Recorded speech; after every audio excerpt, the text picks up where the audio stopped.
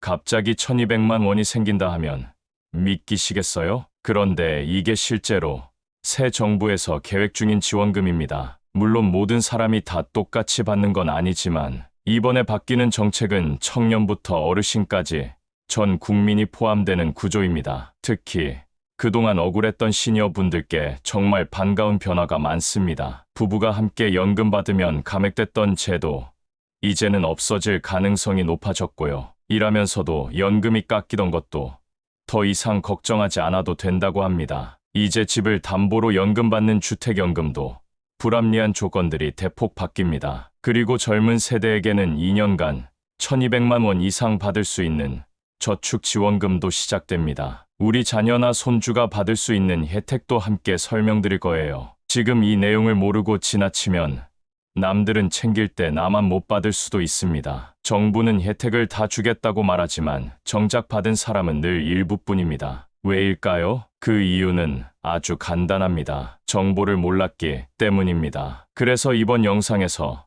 저는 지금부터 전 국민 대상 지원금과 바뀌는 복지 정책을 시청자분들이 가장 궁금해하실 내용 중심으로 정확하고 쉽게 정리해서 알려드리겠습니다. 놓치지 않으시도록 하나도 어렵지 않게 설명드릴게요. 시작하면서 좋아요와 구독, 영상 꼭 저장해주세요. 지인분들과 가족들에게 카톡으로 영상 공유 부탁드립니다.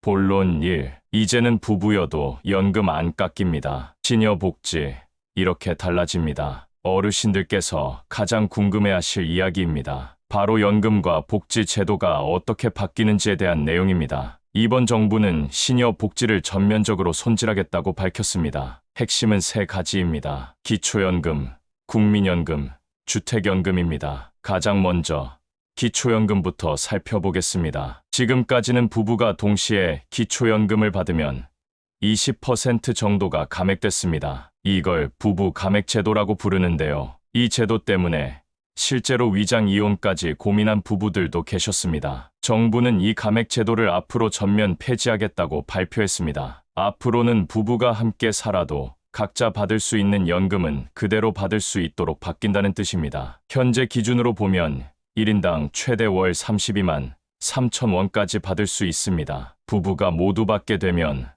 한 달에 약 65만 원 이상이 되는 셈입니다. 이 변화가 실현되면 어르신들의 기초 생활이 훨씬 안정될 수 있습니다. 다음은 국민연금입니다. 현재는 일정 소득 이상을 벌면 국민연금이 감액되는 구조입니다. 예를 들어 연간 근로소득이 약 3,400만 원을 넘으면 최대 절반 가까이 연금이 깎입니다. 그래서 일하면 연금이 줄어요. 노인에게는 일하는 게 벌 받는 일인가요? 라는 말까지 나오기도 했습니다. 이번 정부는 이 구조도 개선하겠다고 밝혔습니다. 앞으로는 건강이 허락하는 한 일하면서도 국민연금을 제대로 받을 수 있도록 바뀐다는 겁니다. 노후에 일하는 게 불이익이 아니라 내 삶을 지키는 힘이 될 수 있도록 바뀌는 것입니다. 이건 단순한 제도 개선이 아니라 어르신들에 대한 인식 자체를 바꾸는 큰 전환점이 될 수 있습니다. 이제는 주택연금 이야기입니다. 혹시 이런 분들 계시죠? 집은 한 채 있는데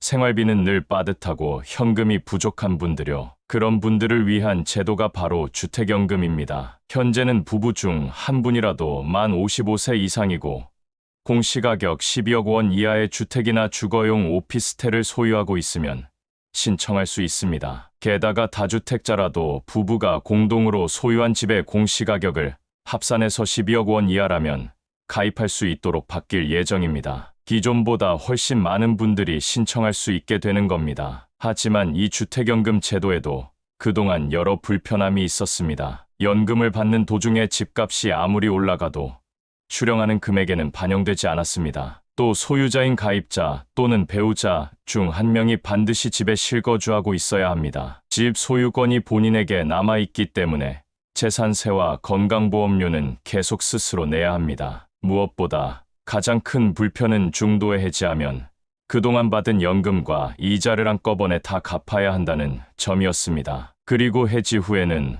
5년 동안 다시 가입할 수 없다는 조건도 있었습니다. 그래서 이번 정부는 다음과 같은 방향으로 주택연금 제도의 문제점들을 단계적으로 개선하겠다고 밝혔습니다. 부부가 보유한 여러 채의 주택이라 하더라도 합산 공시가격이 12억 원 이하라면 가입할 수 있도록 조건을 완화하고 실거주 의무도 완화하거나 없애는 방향이 검토되고 있습니다. 또한 연금을 받는 동안 집값이 올라가더라도 수령 금액이 그대로인 문제를 개선하고 중도 해지 시 전체 금액을 일시 상환해야 했던 규정과 5년간 재가입이 불가능했던 조건도 완화할 예정입니다. 뿐만 아니라 연금 수령 중 발생하는 재산세나 건강보험료 부담 문제도 정부가 별도 제도 정비를 논의 중에 있습니다. 이런 변화들이 실현되면 집은 있지만 현금이 부족한 어르신들도 보다 현실적인 방식으로 연금을 받고 생활의 안정성을 높일 수 있게 됩니다. 이제 정리해드리겠습니다. 앞으로는 부부가 함께 살아도 연금이 감액되지 않습니다. 건강이 허락하는 한 일을 하면서도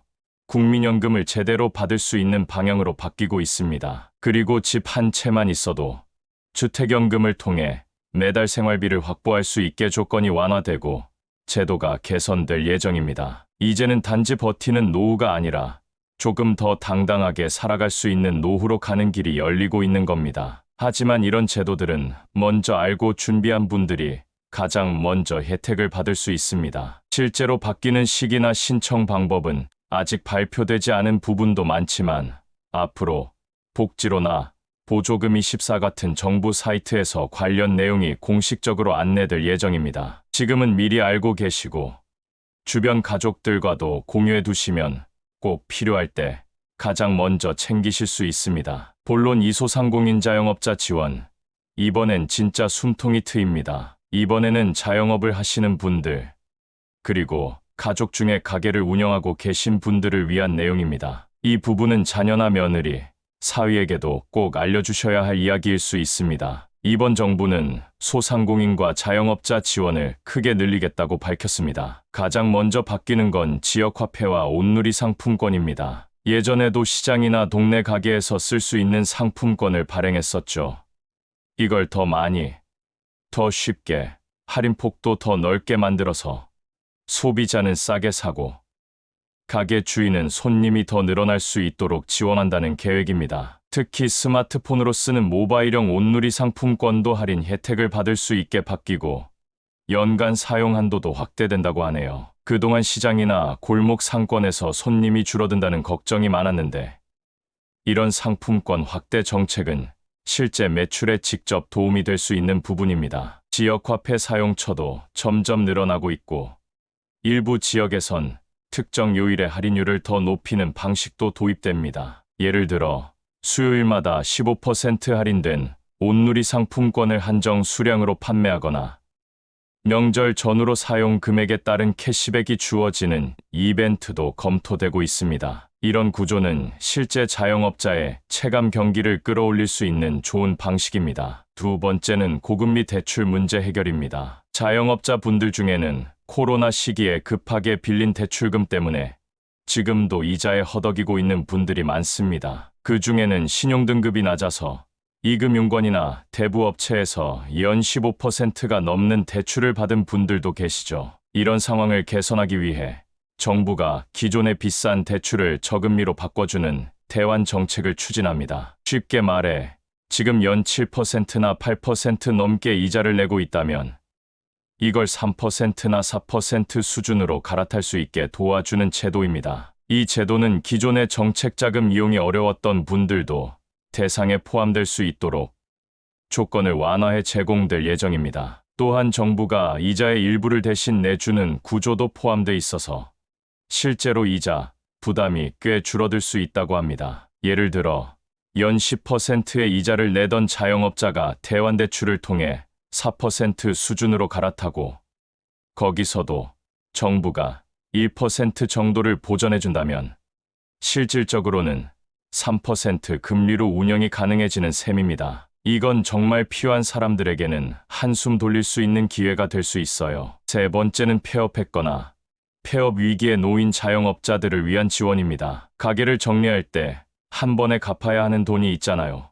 그걸 일시상환유예, 즉 천천히 나눠서 갚을 수 있게 도와주는 제도가 생깁니다. 또한 임대료나 인건비 지원도 함께 확대될 예정이라고 합니다. 폐업 점포 철거 비용, 권리금 회수 불가로 인한 손실 지원 등도 지방자치단체와 연계해 보완할 계획이라고 밝혔습니다. 장사를 접을 수밖에 없는 상황에서도 조금이라도 더 버틸 수 있게 혹은 다음을 준비할 수 있게 정부가 중간 다리를 놓아주는 셈이죠. 그리고 폐업 이후에도 재창업을 희망하는 분들을 위한 재기 지원 프로그램도 포함됩니다. 교육비와 컨설팅을 무료로 지원하고 6개월 이상 재창업 준비를 하는 분들에게는 초기 창업 자금도 별도로 지원될 수 있습니다. 그리고 마지막으로 중요한 포인트는 이겁니다. 이번 지원은 단순히 돈을 주는 게 아니라 자영업자들이 다시 일어설 수 있게 도와주는 구조라는 점입니다. 예전엔 한번 무너지면 다시 일어나기 힘들었지만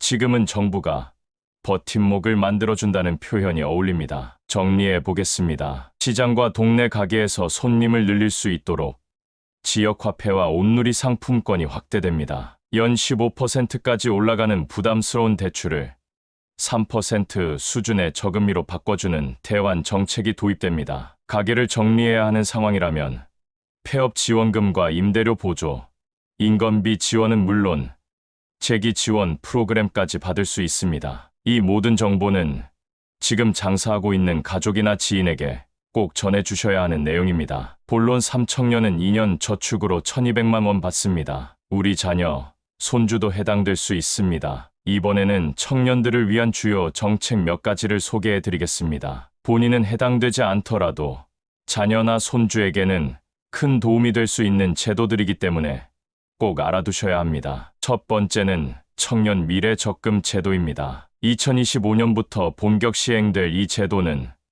청년이 매달 일정 금액을 저축하면 정부와 기업이 함께 지원금을 추가로 넣어주는 구조입니다. 매달 12만 5천 원씩 2년간 저축하면 청년 본인의 저축액 300만 원에 더해 기업이 300만 원, 정부가 600만 원을 보탭니다. 총 1,200만 원이 넘는 금액이 만들어지는 셈입니다. 이자 수익까지 고려하면 실제 수령액은 이보다 더 많아질 수 있습니다. 이 제도는 일정 소득 이하의 청년층을 대상으로 하며 정규직이 아니더라도 일정 기준을 충족하면 신청 가능합니다. 가입 대상과 조건은 곧 발표될 예정이며 정부는 이 제도를 통해 자산 형성이 어려운 청년들에게 실질적인 도움을 주겠다는 입장입니다. 두 번째는 취업 준비 중인 청년을 위한 구직활동 지원금입니다. 최대 6개월간 월 30만 원에서 50만 원까지 활동비가 지원됩니다. 이와 함께 이력서 첨사, 면접 준비, 직무 교육, 멘토링 등의 서비스도 연계 제공됩니다. 단순히 돈을 주는 것에 그치지 않고 취업 성공률을 높이기 위한 체계적인 지원이 이뤄집니다. 세 번째는 청년 월세 지원 제도입니다. 자취나 독립생활 중인 청년에게는 월 최대 20만 원까지 최대 2년간 월세를 보조해주는 제도입니다. 해당 제도는 연소득과 월세 금액 등의 기준을 충족해야 하며 이와 함께 세액공제 등의 혜택도 함께 적용될 수 있습니다. 앞으로는 신청 조건도 보다 완화될 계획입니다. 마지막으로 학자금 대출 상환 유예 제도입니다. 과거에는 대학생 때 빌린 학자금을 졸업과 동시에 바로 갚아야 이제는 일정 소득이 생긴 후에 천천히 상환할 수 있도록 제도가 개선됩니다. 덕분에 사회 초년생들이 빚 부담에서 조금이나마 벗어날 수 있는 환경이 마련될 전망입니다. 정리하면 현재 정부는 청년층을 대상으로 다음과 같은 4가지 핵심 지원 제도를 추진 중입니다. 첫째, 청년이 2년 동안 매달 저축하면 정부와 기업이 함께 돈을 보태줘서 최대 1,200만 원 이상을 받을 수 있는 청년 미래 적금 제도가 시작됩니다. 둘째, 취업 준비 중인 청년에게는 최대 6개월 동안 매달 30만 원에서 50만 원까지 구직 활동을 위한 지원금이 제공됩니다. 취업 교육과 멘토링 서비스도 함께 지원됩니다. 셋째, 혼자 자취하는 청년들에게는 월 최대 20만 원, 최대 2년간 월세를 보조해주는 청년 월세 지원 제도도 준비돼 있습니다. 세금 감면 혜택까지 함께 받을 수 있습니다. 그리고 넷째, 학자금 대출은 졸업과 동시에 갚는 게 아니라 또 소득이 생긴 다음부터 천천히 갚을 수 있도록 바뀌었습니다. 이 네 가지 모두 우리 자녀나 손주가 해당될 수 있는 중요한 제도입니다. 혹시 직접 해당되지 않더라도 꼭 가족에게 알려주시길 바랍니다. 이러한 제도들은 대부분 자녀 세대에 해당되며 지금부터 정보를 미리 전달하고 준비해두면 나중에 실질적인 도움이 될 수 있습니다. 시니어 분들께서는 자녀나 손주에게 이 내용을 꼭 알려주시기 바랍니다. 마무리 말씀, 오늘 영상 잘 보셨나요? 지금까지 나온 정책들을 다시 한번 간단하게 정리해 드리겠습니다. 먼저, 청년들에게는 목돈을 마련할 수 있는 적금 제도가 부활하고 월세 보조, 취업 지원, 학자금, 대출 완화까지 전방위적인 지원이 시작됩니다. 자녀나 손주가 해당될 수 있는 제도니까 꼭 한번 확인해 보시고 알려주시면 좋겠습니다. 자영업자나 소상공인 분들을 위한 대출 전환, 임대료 보조, 폐업 지원도 이번에는 더 폭넓고 실질적으로 개선됩니다. 장사하시는 가족이 있다면 이 정보는 정말 큰 힘이 될 수 있습니다. 그리고 무엇보다 중요한 건 시니어 복지 제도가 전면적으로 손질된다는 점입니다. 기초연금은 더 이상 깎이지 않고 국민연금은 이래도 줄어들지 않으며 주택연금도 조건이 완화되고 불편함이 줄어들 예정입니다. 하지만 여기서 가장 중요한 사실은 이 모든 것은 알아야 받을 수 있습니다. 정부가 혜택을 아무리 늘려도 내가 모르면 그 돈은 남이 가져가게 됩니다. 오늘 영상에서 말씀드린 내용은 신문이나 뉴스에서도 정확하게 다뤄주지 않는 정보들입니다. 그래서 이 영상을 한번 보고 끝내지 마시고 북마크 해두시거나 자녀에게도 꼭 공유해 주세요. 지혜는 아는 데서 시작됩니다. 정보를 먼저 아는 사람이 가장 먼저 혜택을 챙길 수 있습니다. 오늘 영상이 도움이 되셨다면 좋아요 한번 부탁드리고요. 주변 분들에게 영상 공유도 꼭 부탁드립니다. 다음 영상에서는 더 깊이 있는 시니어 복지 정보로 다시 찾아뵙겠습니다. 늘 함께 해주셔서 감사합니다.